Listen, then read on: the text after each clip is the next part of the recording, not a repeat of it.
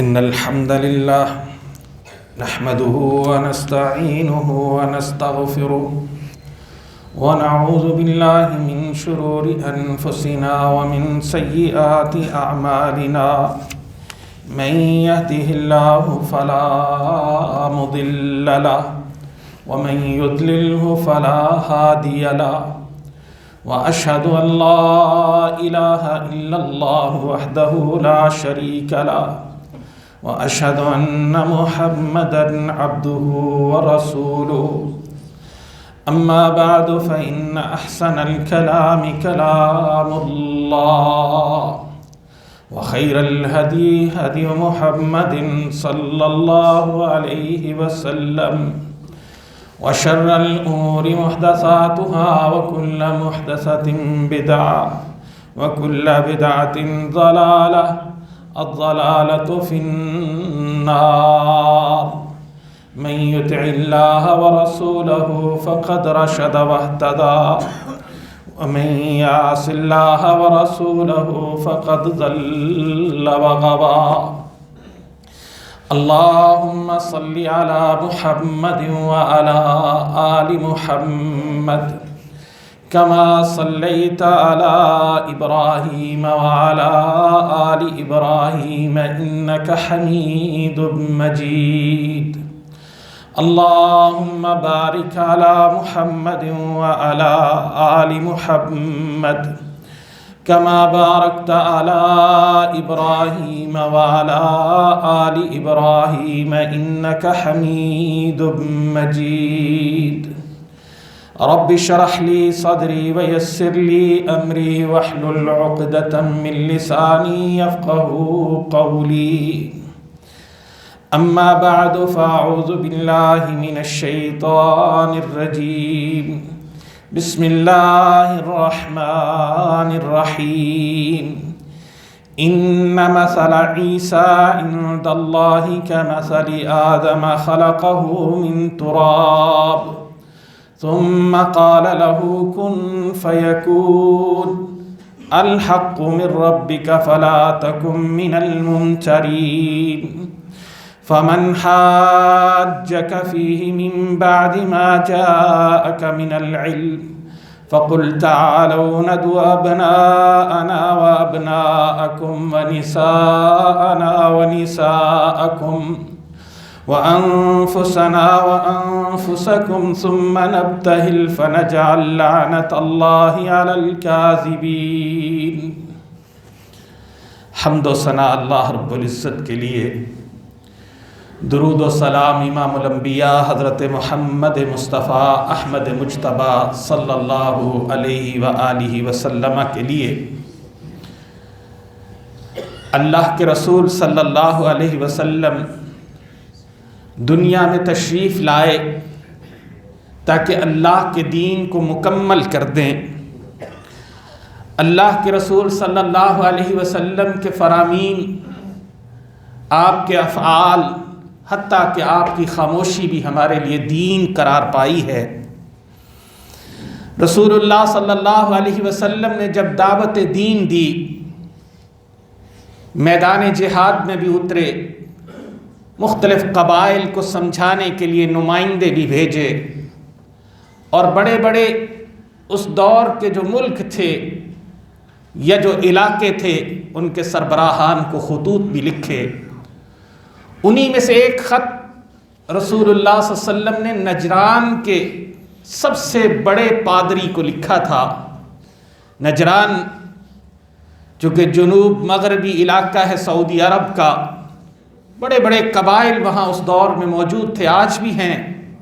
یمن کے ساتھ ان کی سرحد لگتی ہے، اور بہت زیادہ تعداد میں ان کے پاس اس دور میں جنگجو بھی موجود تھے۔ رسول اللہ صلی اللہ علیہ وسلم نے ان کے سب سے بڑے پادری کو خط لکھا، دین کی دعوت دی۔ اب اس نے اپنی قوم کے بڑے بڑے سرداروں کو بلایا، بلانے کے بعد بتلایا کہ مجھے یہ خط ملا ہے، بتلائیے مجھے کیا کرنا چاہیے۔ قوم کے سرداروں نے یہ بات کہی کہ دین کے معاملات میں آپ بہتر سمجھتے ہیں، آپ کو لگتا ہے یہ نبی برحق ہیں تو ہم ان کی پیروی کر لیتے ہیں۔ آپ کو لگتا ہے کہ اس میں کوئی مسئلہ ہے تو ہم لڑنے کے لیے تیار ہو جاتے ہیں۔ سب نے تقریباً جتنے بڑے بڑے سردار تھے انہوں نے یہی بات کی۔ آج تو بدقسمتی یہ ہے نا کہ جو تھوڑا سا بڑا ہو جاتا ہے وہ چاہتا ہے کہ دین کے عالم کو بھی وہ بتائے کہ تم نے کرنا کیا ہے، جبکہ علماء کی ذمہ داری ہے۔ ہاں خدا نخواستہ اگر وہ کفر بواہ کا ارتکاب کریں تو آپ ان سے کہہ سکتے۔ اب اس سب سے بڑے پادری نے ان کے سامنے ماجرا رکھا، بالآخر بات طے پائی کہ ایک وفد بنا کر رسول اللہ صلی اللہ علیہ وسلم کے پاس جایا جائے اور حالات کا جائزہ لیا جائے۔ اہل سیرت نے، مورخین نے اسے وفد نجران کے نام سے باقاعدہ باب باندھ کے اس کی تفصیلات ذکر کی ہیں کہ یہ کوئی 60-70 لوگوں پر مشتمل وفد آتا ہے، جس میں 24 بڑے بڑے سردار ہیں اور 3 ان کے بنیادی سربراہ ہیں۔ ایک عاقب جس کا نام عبد المسیح بھی تھا، وہ قوم کا سب سے بڑا ہے جس کی بات سنی جاتی ہے۔ دوسرا اس کے ساتھ سید ہے، سردار ہے قوم کا، اور تیسرا وہ پادری ہے جو ان کا مذہبی پیشوا ہے۔ اب یہ سارے کے سارے لوگ رسول اللہ صلی اللہ علیہ وسلم کے پاس مسجد نبوی میں تشریف لاتے ہیں۔ اس وقت رسول اللہ صلی اللہ علیہ وسلم مسجد میں موجود ہیں۔ آپ نے عصر کی نماز ادا کی، یہ لوگ بھی آئے، ملاقات ہوئی اور مسجد کے ایک کونے میں یہ بیٹھ گئے۔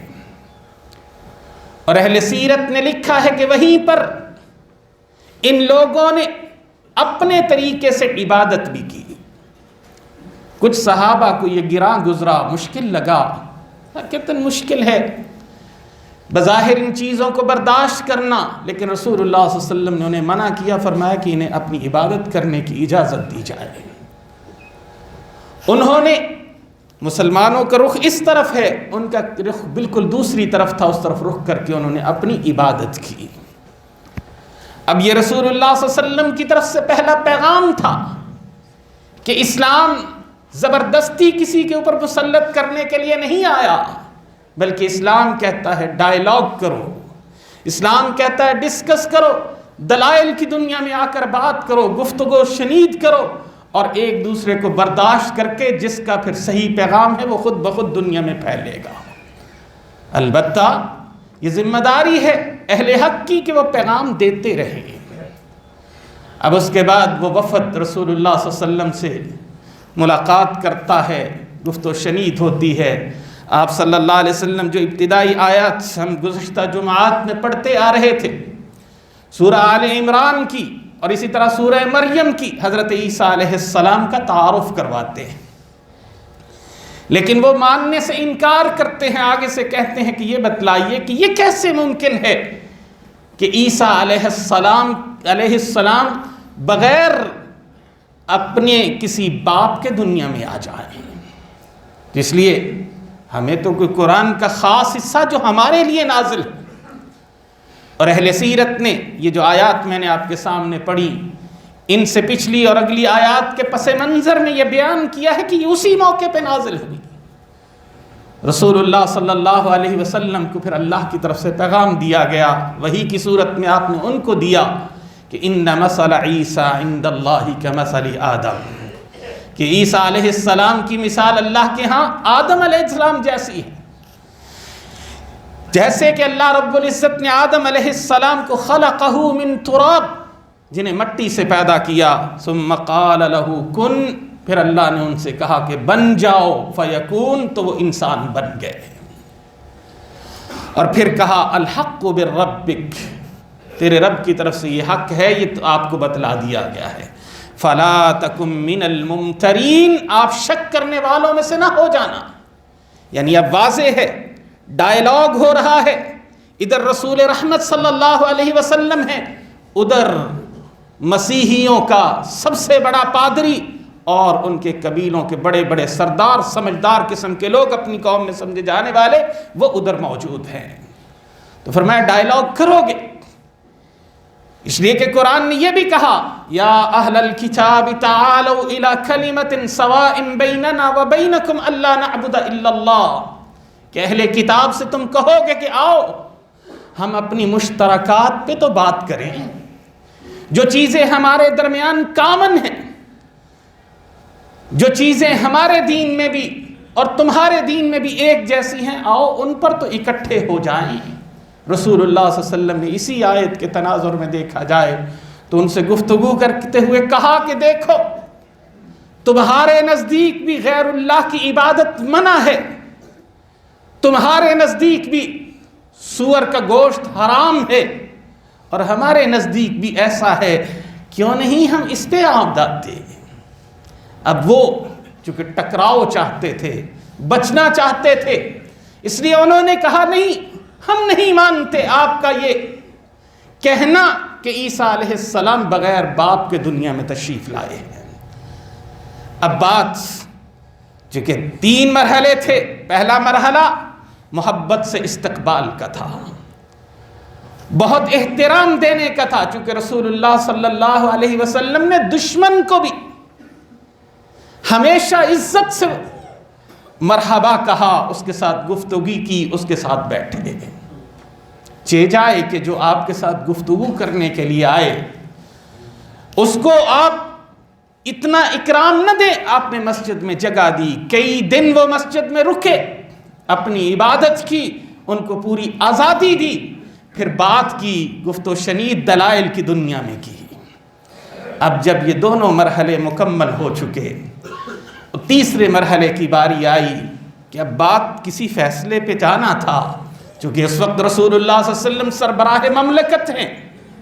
ریاست مدینہ کے سربراہ سرتاج ہیں، تو آپ نے فیصلہ فرمانا تھا۔ تو قرآن نے پھر کہا کہ اگر یہ نہیں مانتے تو پھر ان سے کہو کہ آ جاؤ ہم مباہلہ کر لیتے ہیں، تعالوا ندعو ابناءنا وابناءکم ونساءنا ونساءکم وانفسنا وانفسکم ثم نبتہل فنجعل لعنت اللہ علی الکاذبین۔ آؤ تم بھی اپنی اولادوں کو لے آؤ، ہم بھی اپنی اولادوں کو لے آتے ہیں، تم بھی اپنی بیویوں بچوں کو عورتوں کو لے آؤ، ہم بھی اپنے بیوی بچوں عورتوں کو لے آتے ہیں، تم خود بھی آ جاؤ، ہم خود بھی آ جاتے ہیں، ایک دوسرے کے سامنے بیٹھ جاتے ہیں، پھر اللہ سے عاجزی سے دعا کرتے ہیں اور کہتے ہیں اللہ اپنی لعنت ان پہ کر دے جو جھوٹے ہیں۔ اب وہ نجران کے وفد میں کچھ لوگ سمجھدار تھے، انہوں نے کہا کہ اگر یہ نبی ہے اور ہمیں اندازہ ہے یہ نبی ہے، اور تاریخ نے وہ واقعہ اس اسقف کے بارے میں، اس پادری کے بارے میں بیان کیا ہے کہ وہ چونکہ اپنی اس ساری جو اس کو عزت ملی تھی اس سے ہاتھ نہیں دھونا چاہتا تھا، اس لیے اس نے جھوٹ کا سہارا لیا، نبی صلی اللہ علیہ وسلم پہ ہاتھ پہ بیعت نہ کی، لیکن اسی کا دوسرا بھائی مسلمان ہو گیا تھا۔ لمبا واقعہ ہے، میں دوسری طرف جانا چاہتا ہوں، وہ یہ نقطہ کہ جب رسول اللہ صلی اللہ علیہ وسلم نے کہا کہ آ جاؤ پھر مباہلہ کر لیتے ہیں، یہ مباہلہ آخری قسم ہے، آخری سٹیج ہے، لیکن یہ کون کرے گا؟ کیا ہر مولوی کھڑا ہو کے کرنے لگ جائے گا؟ ہر محلے کا ایک چودھری کھڑا ہو کے کرنے لگ جائے گا؟ نہیں، اس کے لیے آپ بہت پوری محنت کے بعد، اب اس کے پیچھے کتنے سال لگے، رسول اللہ صلی اللہ علیہ وسلم نے دعوت کو پھیلایا، تمام قبائل عرب تک پہنچایا، خطوط لکھے، ان تک بار بار بات پہنچائی، پھر ڈائیلاگ ہوا، رسول اللہ صلی اللہ علیہ وسلم سے پہلے نہ جانے صحابہ کے ساتھ کتنے لیول پہ ڈائیلاگ ہوا، اس کے بعد جا کے یہ بات آئی۔ جب اس موقع پہ پہنچے انہوں نے کہا کہ ہم مباہلہ نہیں کرتے،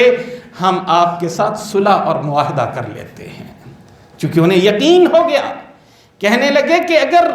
ہمیں یہ پتہ ہے کہ یہ نبی ہے، ہم نے اس کے ساتھ یہ مباہلہ کیا تو ہم تباہ و برباد ہو جائیں گے، اور اگر یہ نبی نہیں ہے بالفرض تو پھر ہمیں اس کے ساتھ اتنا الجھنے کی ضرورت کیا ہے، خود بخود یہ جو ابھی دنیا میں ابھر رہا ہے اس کا خود بخود نام ختم ہو جائے گا۔ لیکن اللہ کو جو منظور تھا وہ یہی تھا کہ آپ برحق نبی تھے، دنیا میں پھر آپ کا طوطی بولا،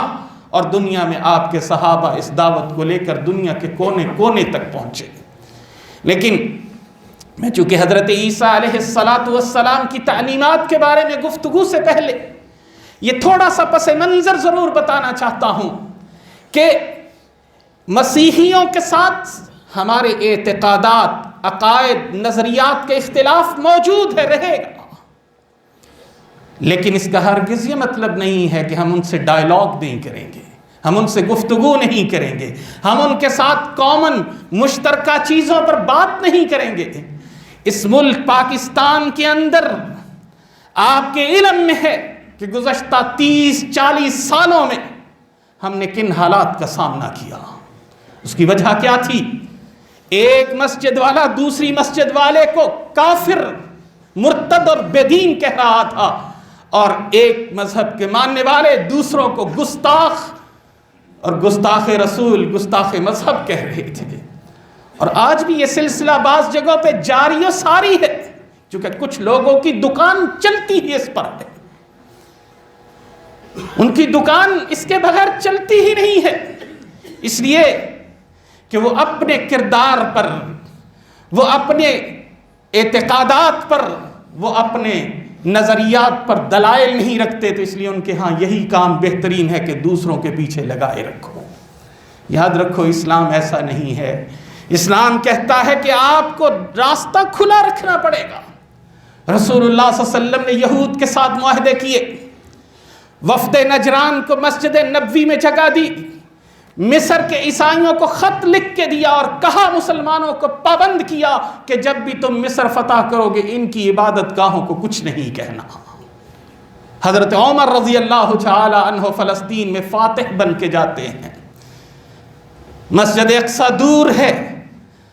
اس سے پہلے عصر کا وقت ہو جاتا ہے، وہاں کے پادری اپنے چرچوں کے دروازے کھول دیتے ہیں، اپنی عبادت گاہوں کے دروازے کھول دیتے ہیں کہ آپ یہاں پر عصر کی نماز پڑھ لیجئے۔ سیدنا عمر فاروق رضی اللہ تعالی عنہ جیسا باغیرت، موحد، اعتقادات میں قوی اور طاقتور، وہ انصاف بھی کرنا چونکہ جانتا تھا، کہا عمر یہاں نماز نہیں پڑھے گا، اگر میں نے یہاں نماز پڑھ لی تو کل ممکن ہے مسلمان کہیں یہ عمر نے نماز یہاں پڑھی تھی، ہم یہ کلیسا، ہم یہ کنیسا، ہم یہ چرچ بدل کے آج مسجد بنا دیں گے۔ کہا میں یہاں نماز نہیں پڑھوں گا، باہر نکل کے نماز پڑھی، اور وہاں پر آج بھی مسجد فاروق، مسجد عمر فاروق قائم ہے۔ یہ جو ہم خیال لوگوں کا ایک تصور تھا، اس کو اسلام نے اس انداز سے پرموٹ کیا کہ آپ خود بھی زندہ رہیں، دوسروں کو بھی زندہ رہنے دیں۔ ہاں، آپ اپنی بات پہنچائیے جس سطح پہ آپ کے لیے ممکن ہے، آپ اپنی گفتگو کیجئے، آپ اپنے دلائل دیجئے، اور یہ دنیا میں اس وقت جس دنیا میں ہم جی رہے ہیں، بالخصوص جب ہم یہ سب جانتے ہیں کہ یہ کوئی خلافت کا زمانہ نہیں ہے، کوئی خلیفۃ المسلمین ہمارا نہیں ہے، ہم مسلمان ملک ضرور ہیں، ہمارے حکمران بھی مسلمان ہیں اور ہم بھی اللہ کے فضل سے مسلمان ہیں، تو اس لیے ہم مسلمان ملک ضرور ہیں، لیکن ہم جمہوری نظام کا حصہ ہیں۔ آپ مانیں یا نہ مانیں، ان جمہوری نظاموں میں ایک ہی راستہ ہے، وہ راستہ ہے ڈائیلاگ کا۔ آپ کو گفت و شنید کے ذریعے اپنا راستہ نکالنا پڑے گا، اور قرآن نے اس سے منع نہیں کیا۔ آپ آج یورپ میں دیکھ لیجئے،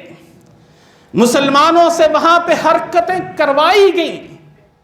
یہ تشدد پر مبنی کارروائیاں ہم سے کروائی گئیں، چونکہ اصل خوف یہ تھا کہ مسلمان یورپ میں گئے اور ان میں سے بڑے اچھے مسلمان بھی گئے، انہوں نے بڑا اچھا نام بھی اپنا پیدا کیا، تو پورے یورپ کو، امریکہ کو یہ ڈر لگا کہ یہ تو سارے کا سارا یہاں اسلام پھیل جائے گا، اس لیے کہ اسلام پھیلتا ہی اس ذریعے سے ہے، اسلام پھیلتا ہی اس انداز سے ہے۔ یہ ہمارے قریب مالدیپ کا علاقہ ہے، چھوٹی سی ایک مملکت ہے، وہاں پہ صرف ایک شخص قاضی جاتا ہے۔ لوگوں کے ہاں ایک توہم تھا، ایک وہم پرستی تھی کہ جی فلاں جگہ پہ سال کے اندر ہم ایک عورت اگر پیش نہیں کرتے تو ایک جن آتا ہے، وہ جن اس عورت کے ساتھ جو بھی کرنا چاہتا ہے کرتا ہے اور صبح اس کو مار کے چلا جاتا ہے۔ اگر وہ عورت ہم پیش نہ کریں تو وہ سارے کے سارے ہمارے ان جزیروں کو الٹ کے رکھ دے گا۔ لیکن یہ مسلمان گیا عقیدے والا، اللہ کو ماننے والا، اس نے کہا اس کی جگہ پہ مجھے چھوڑ دو۔ اب کچھ بھی نہ ہوا، یہ یقیناً اللہ کا نام لیتا رہا ہوگا۔ اب وہ باہر نکلا، لوگوں کا خیال یہی تھا کہ صبح یہ ختم ہو چکا ہوگا، لیکن وہ باہر نکلا، اس نے پھر تعلیمات اسلام کی، دین کی پھیلائی، وہاں کوئی جنگ نہیں ہمیں کرنا پڑی۔ انڈونیشیا، ملائیشیا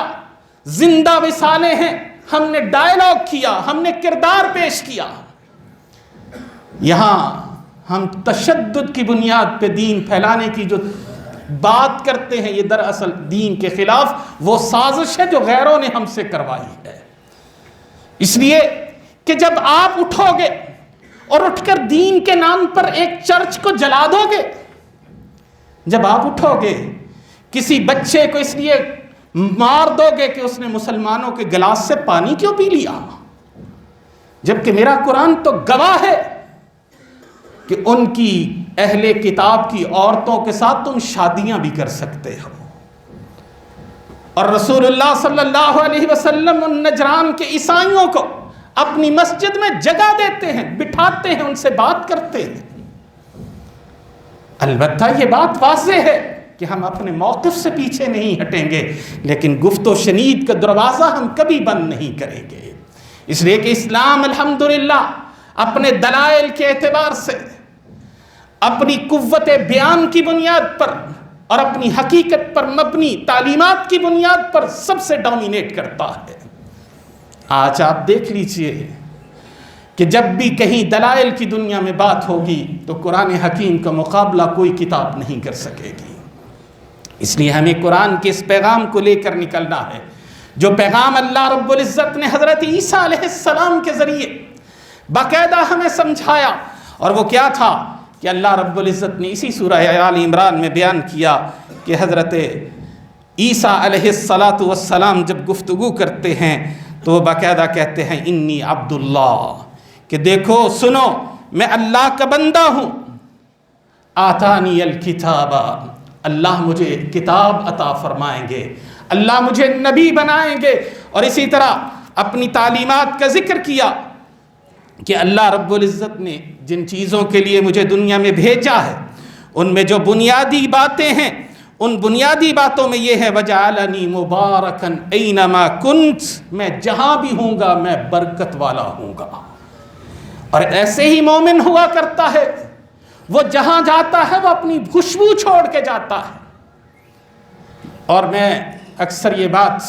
کہا کرتا ہوں، اگر آپ اخلاق کی زبان نہیں جانتے، محض دلائل کی دنیا میں گفتگو کریں گے، آپ کی کوئی بات نہیں مانے گا۔ میں صرف تحدیث نعمت کے طور پر ایک بات بیان کرنا چاہوں گا، اسی جگہ کی بات ہے۔ ایک شخص قادیانی، کوئی دوست میرے پاس اس کو لے کے آیا، اور وہ کوئی اپنے اشکالات رکھتا تھا،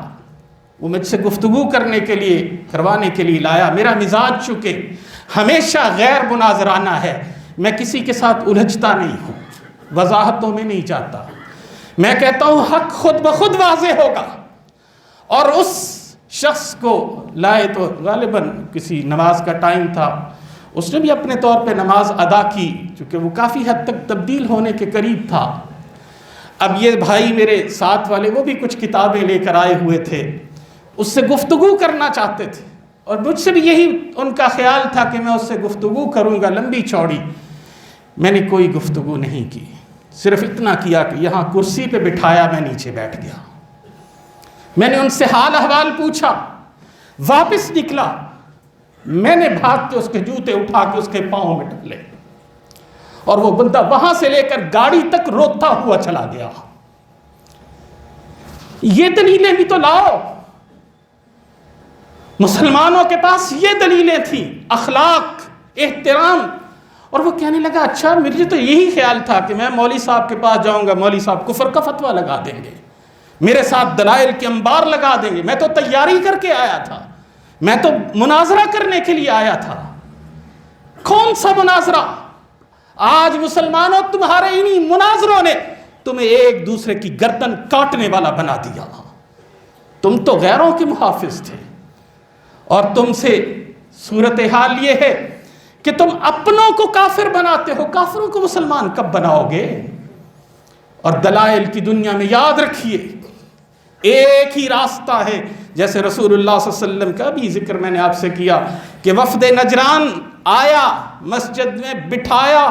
تکریم کی، ان کو جگہ دی، حتیٰ کہ اپنی مسجد میں ان کو عبادت کی اجازت دی، پھر ان سے گفت و شنید کی، حتیٰ کہ وہ نہیں مانے، چلے گئے، معاہدہ ہوا. البتہ اس کے نتائج یہ نکلے کہ آہستہ آہستہ وہ سارے کا سارا قبیلہ مسلمان ہو گیا. آج بھی میں کہتا ہوں کہ ہم اگر کردار والے مسلمان ہوتے، ہم اخلاق والے مسلمان ہوتے، ہم حقیقی مسلمان ہوتے، تو پھر آج ہمارے ساتھ رہنے والے غیر مسلم ہم سے متاثر ہوتے. جبکہ آج بھی ہم اپنی نجی مجلسوں میں کہتے ہیں کہ وہ شاید دنیا داری کے معاملات میں ہم سے کہیں بہتر ہیں. اس کی وجہ کیا ہے کہ ہم صرف اور صرف زبانی دعووں پہ ہیں، اور اسلام ہم سے جبکہ مطالبہ یہ کہتا ہے کہ صرف زبانی دعووں سے بات نہیں چلے گی، کردار اور اخلاق بھی پیش کرنا پڑے گا. اللہ مجھے آپ کو سب کو اس کی توفیق عطا فرمائے. سبحان ربک رب العزت عما یصفون وسلام علی المرسلین.